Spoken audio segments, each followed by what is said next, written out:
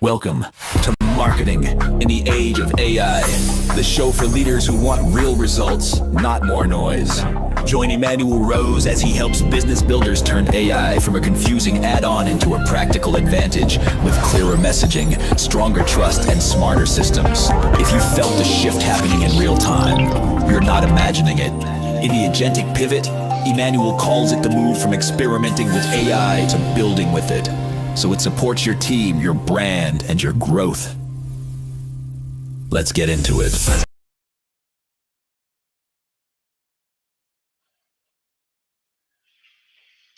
Welcome to this episode of Marketing in the Age of AI. I'm Emmanuel Rose, and today I have the pleasure of talking with James Lang, and he's got a robust background in marketing. James has been at the forefront of integrating AI into business strategies, making significant strides in how companies connect with their audiences. As a seasoned marketing executive, he's led initiatives leveraging technology to enhance customer engagement, drive results. James currently leads efforts at Overlang, where he focuses on innovative marketing solution, and he is also the founder of the Mail Cheat Code, a platform that illustrates how strategic thinking can redefine marketing position.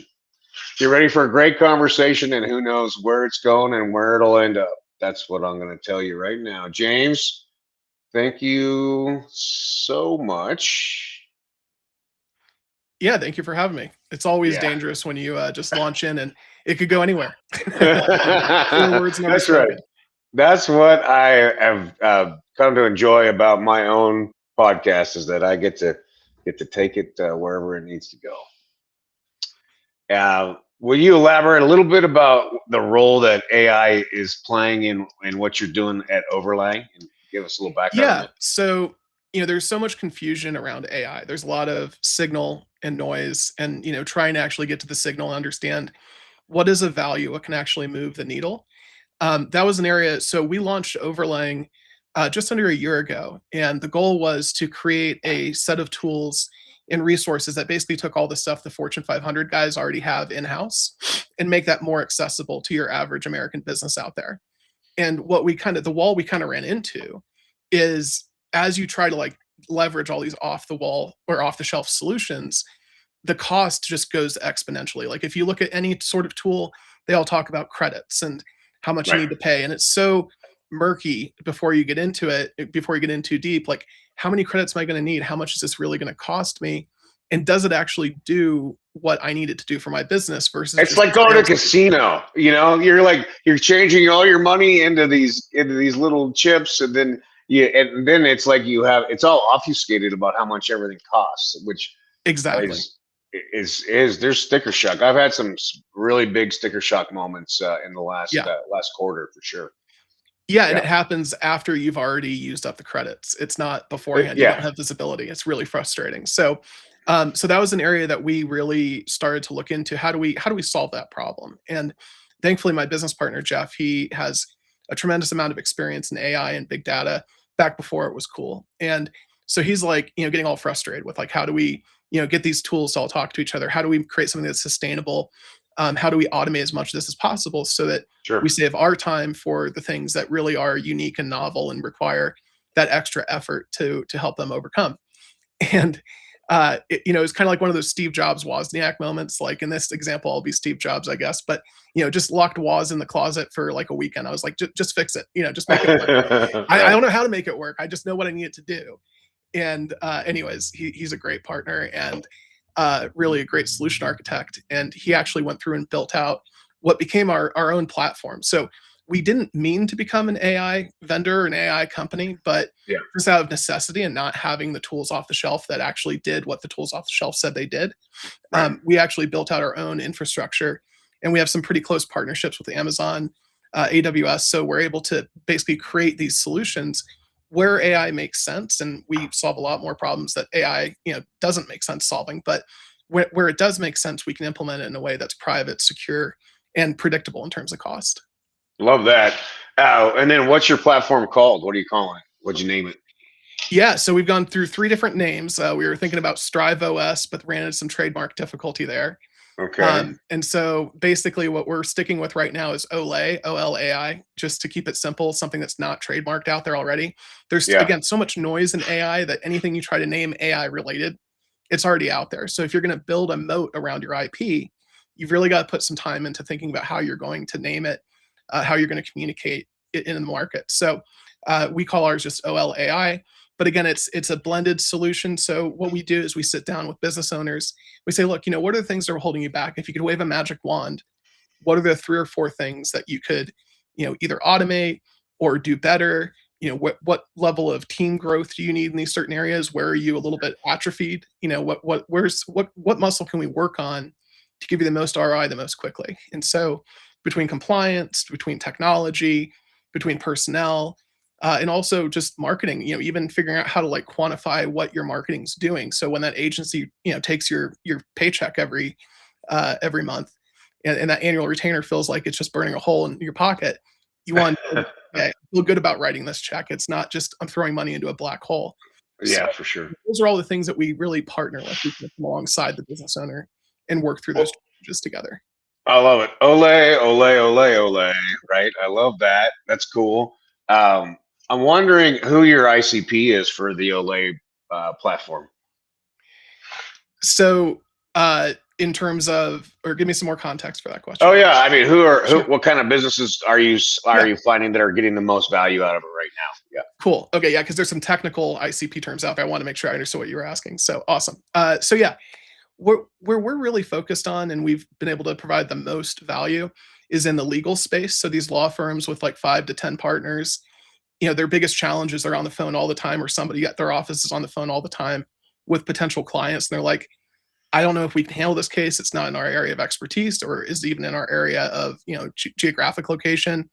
All these different challenges that you have around qualifying a client that takes like 30 minutes of someone sitting on the phone and them describing this horrific accident or whatever the case may be.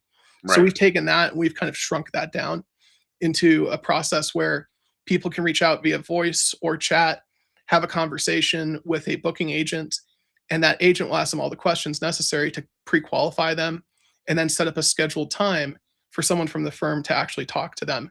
And when they sit down, they already have a whole brief of intel. So they're not starting with, hey, you might be a potential client for us. It's, okay, Right. accident happened here. Here's who was involved. Is there a conflict? Can we even talk to you about it? All of those things already handled before you get down and actually have humans spending time with them. So that's been really successful. Yeah.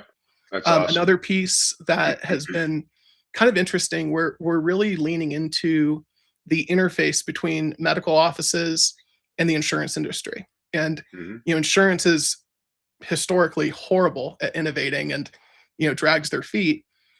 So what we've done is we've kind of bypassed, like, our hack for getting past all of the limitations that all these insurance companies and portals put on us is we actually have our voice AI agent make the call that Becky in the back office used to make to get information about, like, what's your out of pocket, what's your copay, have you met this deductible, have you met this thing, whatever that may be. So Right. that our medical clinic partners, when they sit down with a patient, they can talk through, okay, here's where you're at in your deductible, here's how much the thing we think solves your problem, here's how much it'll actually cost you out of pocket. But we had to, again, kind of get creative, and like, they won't let us, Blue Cross Blue Shield, for example, is not going to let us just access their system and pull information. Yeah, you're not getting an API for Blue Cross. Right. Yeah. Right. But you do get a phone number. And so Right. if you use that phone number, that's how you kind of hack around that. So, different things like that. Those are just some examples of different industries and different spaces where we've had to figure out kind of on the fly how to work with the world as it is, not as we Yeah. wish it was.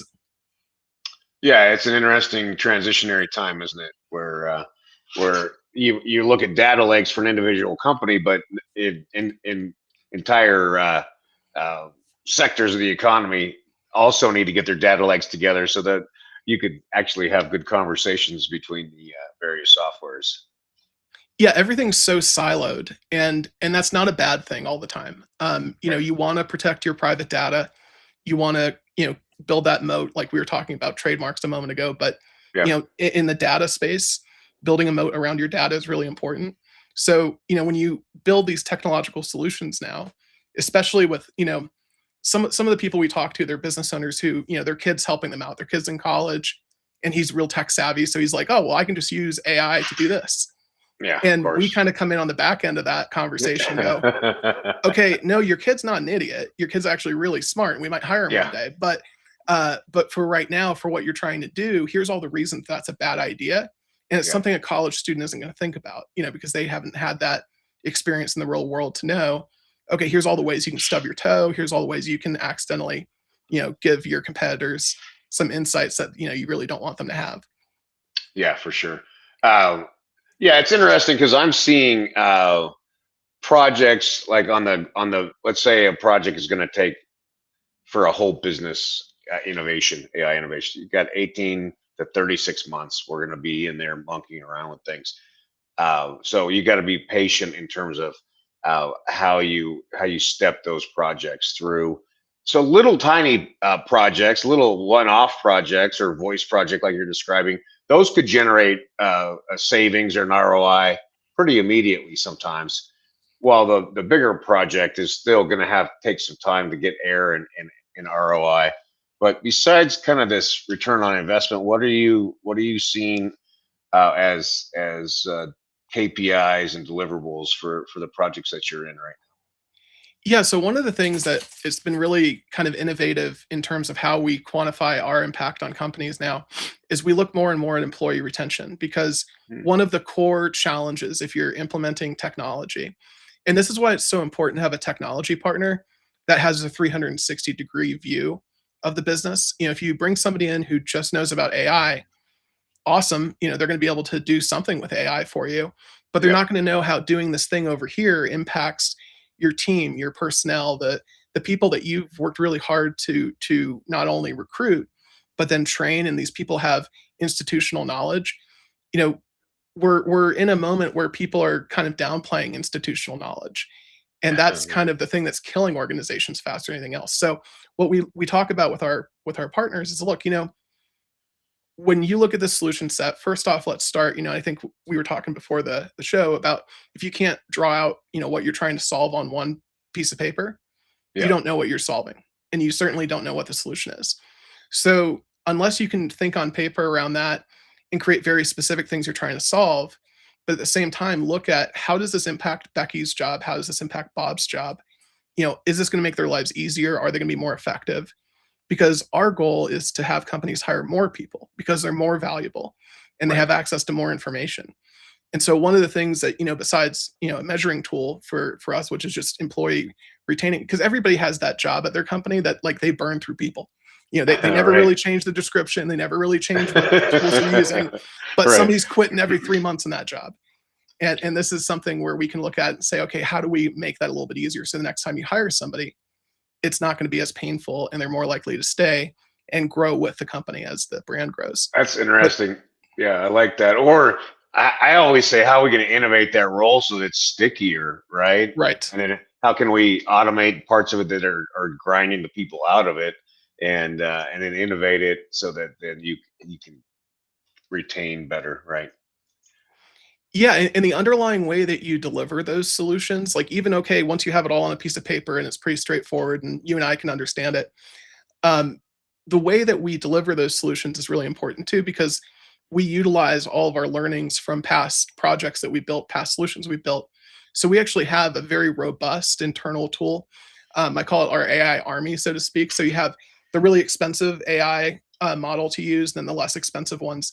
And so people have traditionally described this as like the teacher versus the student AI and having different agents do different things. Sure. It's evolving even faster to that now, where you have AI managers managing AI agents. Right. And that's a little bit different than teaching. Managing is a little bit different. It's not just, okay, can I get you to understand this? It's, am I going to get the result I want? And how do I feed this through all the technological options in a way that's cost effective versus, just, okay, now you have a $500 bill and you don't know why. Yeah, right. No, I love it. I think that, and I know this is a developing area in AI, and it will be for the foreseeable future, which is this human manager of the AI hassle of activities, right?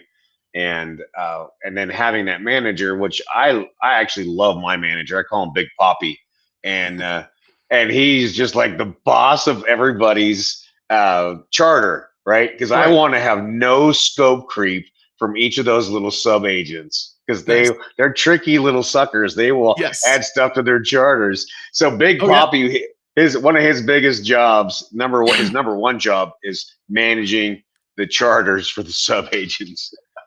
Yeah, that's exactly right. If you have your different tools trying to justify themselves because AI is created in our image and we want to be valuable. So, Yeah. if you as a person want to be valuable to somebody else, your AI agent wants to be valuable too. And so if it can increase its mission scope, it's going to naturally do that. So, those are all areas that are really interesting as you dig into the ethics of AI and, Claude versus OpenAI versus Gemini and all these different groups kind of going at it trying to build the solution.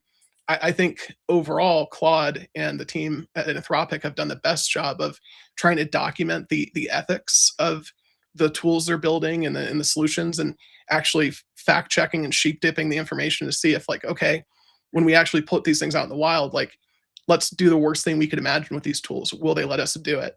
Right. And they've been brave enough to publish those, and so I think that's a direction the industry needs to go in, especially as we have one change on a model over here can have a change on so many different aspects of our industry, our economy, and it's because we're literally replicating off of those models. So if these companies aren't doing a good job of making sure that they're ethically created, not just in the sense of scope creep, but in the sense of being able to offer these tools in a way that's safe and reliable, I think we're kind of missing the mark.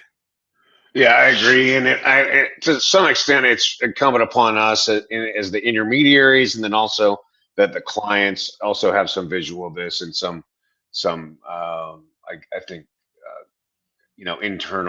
internal desire to make sure that all those things are true at the same time too, and that we kind of have varying degrees of responsibility as Well, professionals and at that's each where stage. communication becomes like more important than ever before.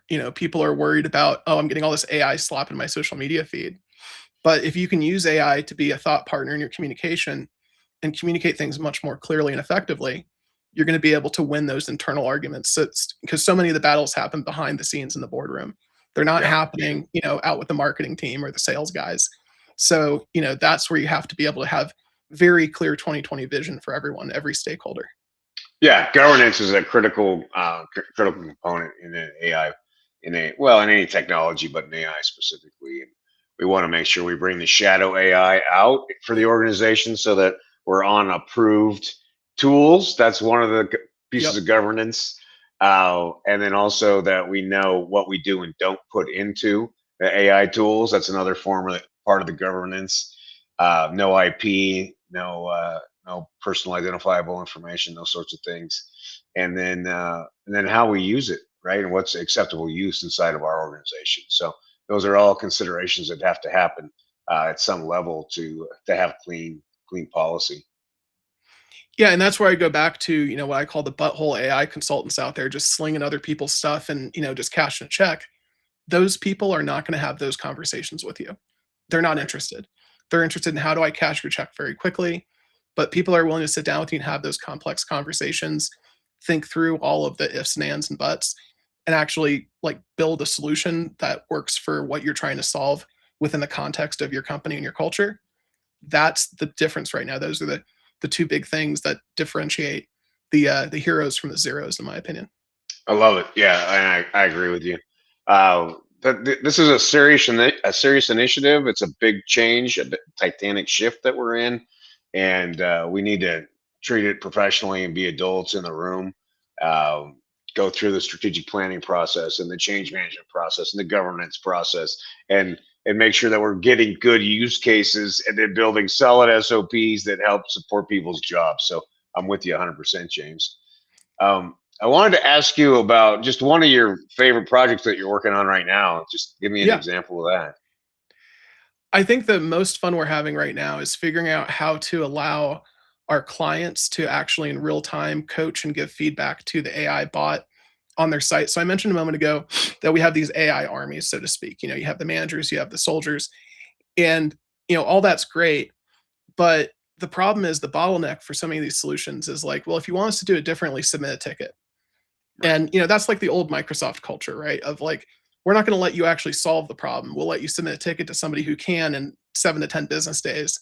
Right. And that's a super frustrating area of this AI development. So we've put a ton of resources into figuring out how can we allow our clients and their teams to have conversations with the AI tools in a way that not only affects your customer facing side, but your internal resources as well. Those things that help your executives make better decisions, Yeah. your help desk deal with tickets more efficiently. And part of that has to do with having, two-factor or 2 levels of approval before something goes live, but also educating around the difference between like a knowledge base thing and a feedback thing. What's the difference there, and understanding how to make those updates.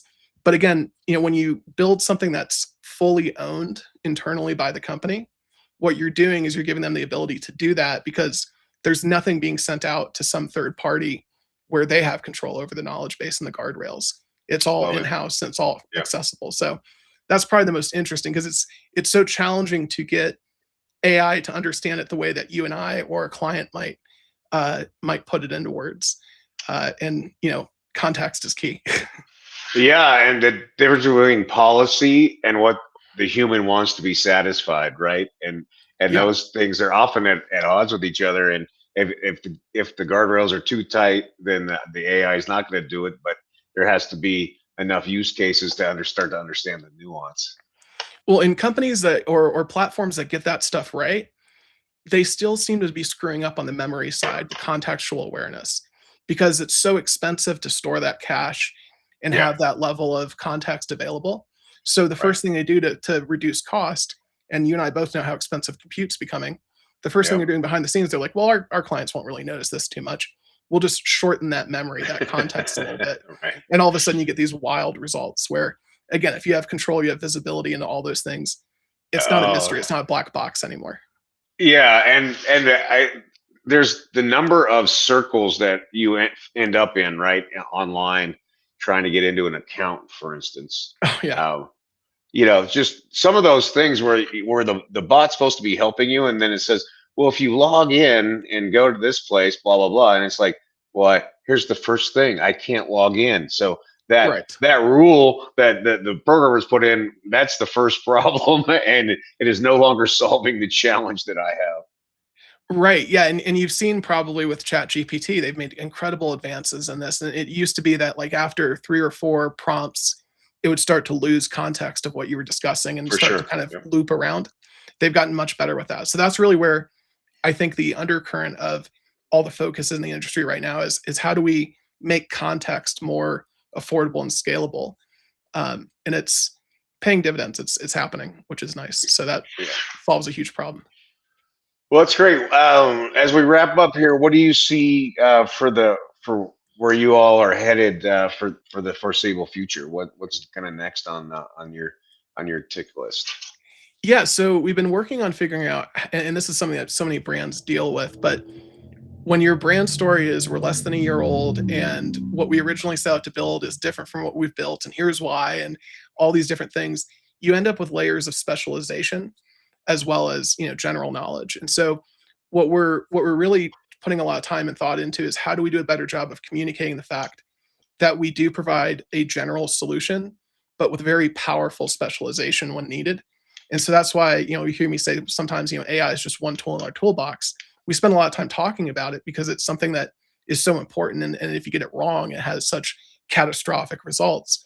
But there's areas of compliance, recruiting, marketing, all these other areas of running a business that we also help with, but sometimes we don't do the best job of communicating that. So that's something we're trying to figure out. I know anybody who has a marketing career is always spending more time doing better marketing. Right. Yeah, you're constantly figuring out how do I change the message, use less words, make do-gooder. Yeah, exactly. How do you do it? All right, you got to tell me before I go, what is overlaying? Because I don't understand that. You got to help me out there. Yeah, so overlaying is a combination of Jeff's last name and my last name. So it's just our amalgamation. It's like, oh, nobody else is stupid enough to call their business overlaying. So we got blue water, clear oceans on the Google front. I like it. Yeah. So Overlaying Venture Partners, it's a very broad focus. We have everything from a VC side to marketing to AI technology. all focused around how do we, really work in partnership with the clients that we take on and help them grow their business in a way that really preserves American jobs and grows the economy. All right, James. Well, it's always a pleasure for me to speak with you, and I think you're one of the bright minds on these topics, and I appreciate you spending some time this afternoon with me. Well, that should terrify all of us, but thank you. I appreciate it. All right. Well, you have a good day. We'll catch up again soon. All right. Sounds good. Wow, what a great talk and a great reminder that, well, number one, the marketing's never done, so we know that. And it's good to keep going back to checking in and saying, how has our offer changed? How have our products changed? And is what we're saying to the marketplace accurate with what we're now doing? And that's a great check-in, especially this time of the year, early in the year. It's a good chance to touch base with that. Also a great reminder as we're deploying projects to keep expanding the context window so that the tools that are client facing or customer facing have as much as they can draw on to help with the nuanced conversations so that people can get what they need from the AI and not get frustrated and have to waste time chasing down answers and before the humans get involved. So I hope you enjoyed this conversation today. I hope it was valuable for you. I also hope that you take some time to dig into a new tool or spend some time building custom GPT on a process that is time consuming for you and your role. And that with that time, you continue to upskill, that you spend some time with your friends and family, and that you get outside into nature and get away from the screens. This is Emmanuel Rose, Marketing in the Age of AI. Thanks for listening to Marketing in the Age of AI. Be sure to subscribe wherever you heard this podcast so you never miss a future episode. Your copy of Authentic Marketing in the Age of AI is available at Amazon.com or EmmanuelRose.com. You can also connect with Emmanuel on LinkedIn.